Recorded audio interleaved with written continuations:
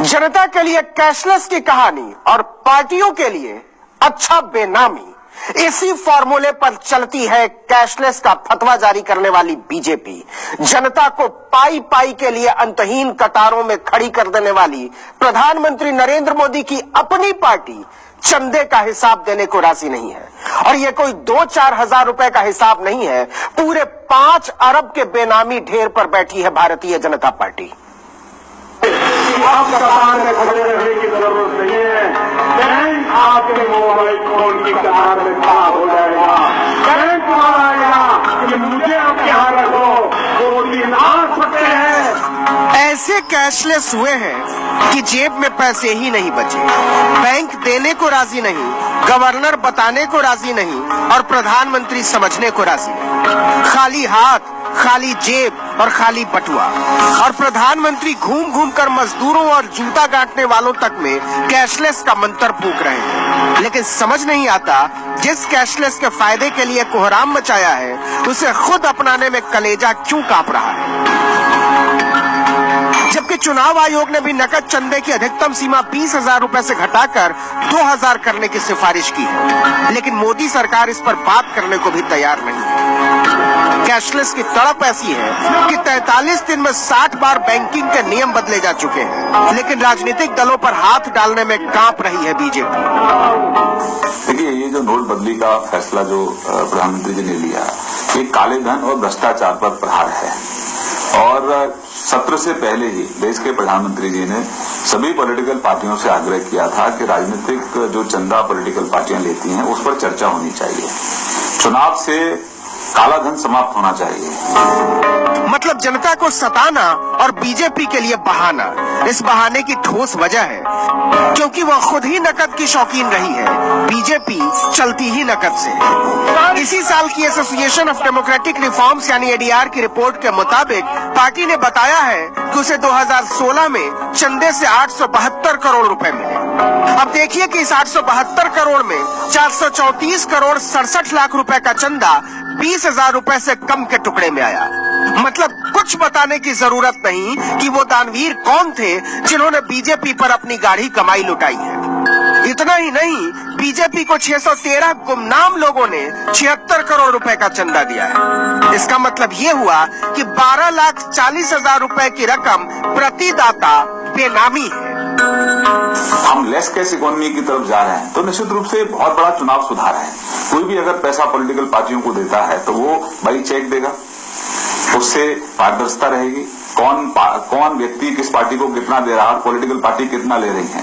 तो हम तो पहले से ही चुनाव सुधारों के पक्ष में हैं। हाय रे जवाब, कसम से लाजवाब। जनता के दर्द पर तेजाब रगड़ने वाले अपनी पार्टियों की नकदी को अमृत कलश माने बैठे हैं। बस पर कोई सवाल मत कीजिए, जनता तो एक एक कौड़ी का हिसाब दे और बीजेपी बेनामी के ढेर पर बैठी रहेगी। एक और बात गौर कीजिए, बीजेपी को इस साल मिला चंदा कांग्रेस, एनसीपी, सीपीआई, सीपीएम और तृणमूल कांग्रेस को मिले चंदे को मिलाकर जितना बनता है, उससे 3 गुना ज्यादा है।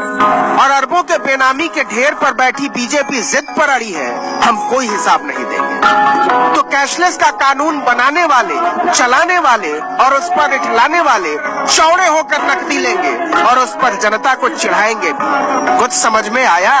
क्या समझे? पार्टी यूं ही चलेगी। Bureau report, news 24। तो पार्टी तो यूं ही चलेगी क्योंकि चंदा क्या है? काले का धंधा है। कोई नहीं पूछता कैसे कमाए, कहां से लाए, कैसे चढ़ाए।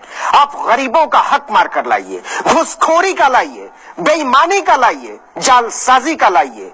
एक बार अपने पार्टी के पेट में रुपया अर्पित कर दिया तो वो गंगा के समान पवित्र हो गया।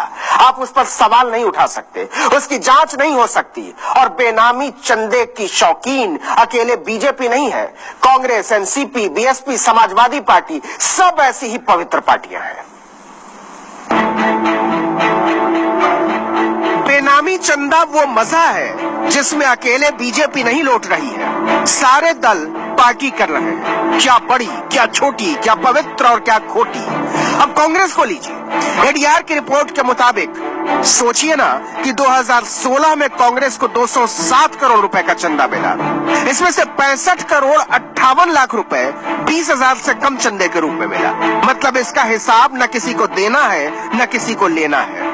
बीजेपी की ही तरह कांग्रेस ने भी जमकर बेनामी चंदा लिया। 918 गुमनाम लोगों ने 20 करोड़ रुपए दिए। आपसे भले 5,000 रुपल्ली जमा करने पर राशन कार्ड से लेकर आधार कार्ड तक मांग लिया गया हो, लेकिन एडीआर की रिपोर्ट कहती है कि बीजेपी, कांग्रेस और एनसीपी समेत देश के 6 राष्ट्रीय राजनीतिक दल समय पर आईटी रिटर्न तक नहीं भरते। किसी की हिम्मत नहीं कि इन दलों के रिटर्न की स्क्रूटनी कर ले। किसी भी दल के आईटीआर की आज तक कोई स्क्रूटनी नहीं। इतना ही नहीं, कैशलेस का जाप करने वाले कैश के इतने बड़े मुरीद हैं कि 2012, 13 और 14, 15 में बीजेपी ने बताया ही नहीं कि चंदा कैसे कैसे मिला। कांग्रेस ने 2013, 14 में बड़ी रकम देने वालों के पैन नंबर ही नहीं बताए। एडीआर की रिपोर्ट के मुताबिक सारे राजनीतिक दलों के खाते में झोल है। किसी ने नहीं बताया कि उनका 75% चंदा कहां से आया है। बीजेपी और कांग्रेस का जो अब दिख रहा है ना, और जो दिखा रहे हैं, वो तो 1/4 भी नहीं है उनके आमदनी का। अगर मोदी जी की 2014 की कैंपेन का खर्चा को आप देखें और जो उन्होंने दिखाया है आप देखिए, उसी में आपको पता चल जाएगा कितना बड़ा गैप है।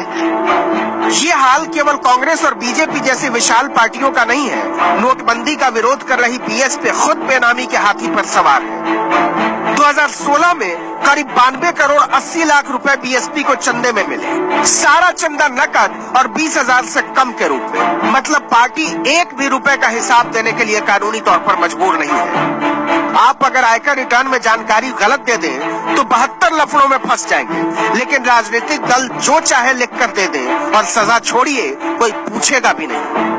2004 से 2015 के बीच राजनीतिक पार्टियों को 73% चंदा नकद के तौर पर मिला है। जमा पर्ची पर 19,999 रुपए लिखते ही पार्टियां भारत की जनता के लिए बने कानून से ऊपर हो जाती हैं, और जो चंदा चेक से आता भी है उसके हिसाब में भी गोलमाल है। किसी का पैन नंबर नहीं, किसी का चेक नंबर नहीं, तो किसी का पता नहीं। देश चलाने वाले किसी भी सूरत में बताने को राजी नहीं है कि दल कैसे चलता है। Bureau report, news 24।